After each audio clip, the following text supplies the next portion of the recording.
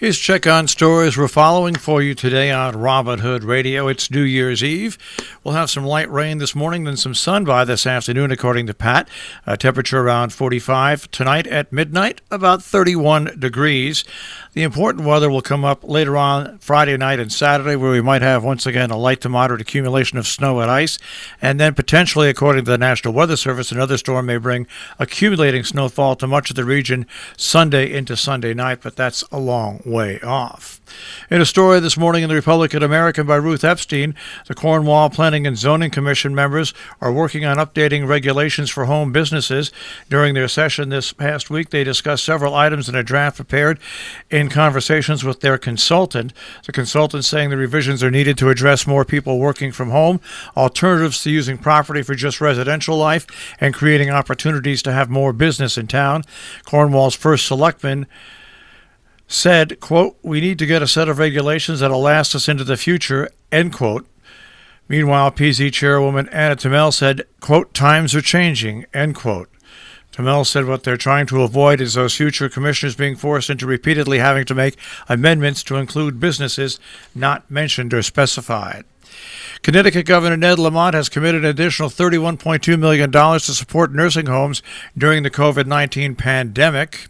He announced that yesterday.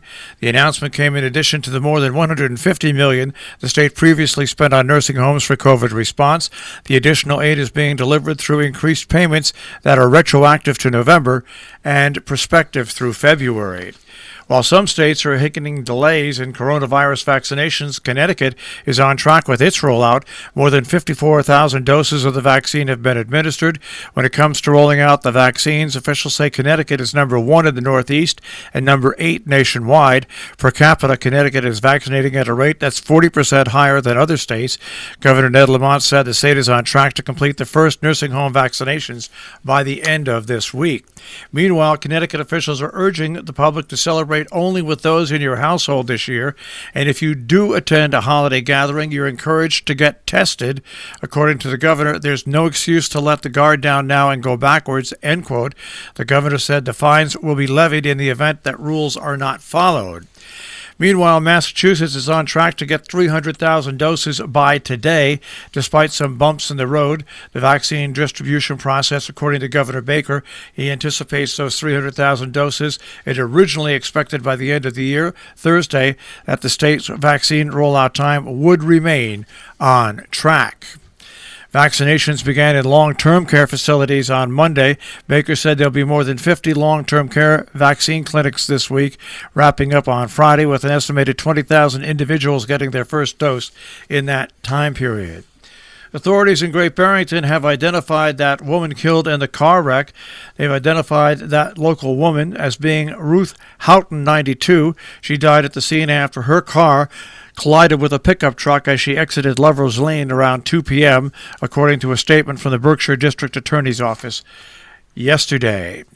The majority of the cadets involved in the worst academic cheating scandal at West Point in 45 years are athletes, including 24 members of the football team that's scheduled to play in a bowl game today. According to West Point officials, in all, 55 of the 73 cadets accused of cheating on a calculus final exam in May are athletes, including 17 who remain on the football team.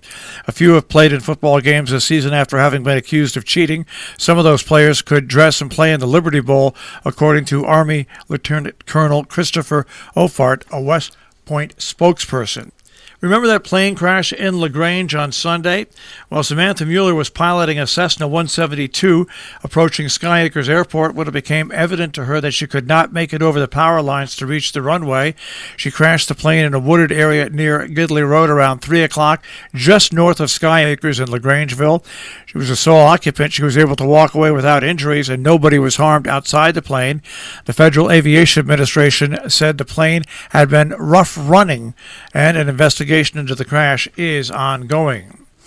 On January 1st and 2nd from 9 till 3 at Satry Hill in Salisbury, the Salisbury Winter Sports Association Junior Ski Jump Camp No experience necessary. Pre-registration or information is available from Ken Barker at 860-806-0471 or jumpfest.org.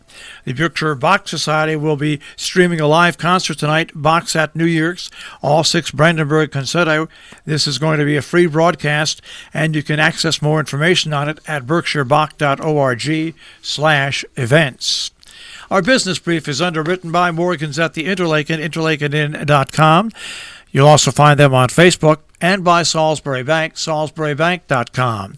The Dow Jones Industrial Average will start off today at 30,409.56, the Nasdaq at 12,870.00, and the S&P 500 at 3732.04.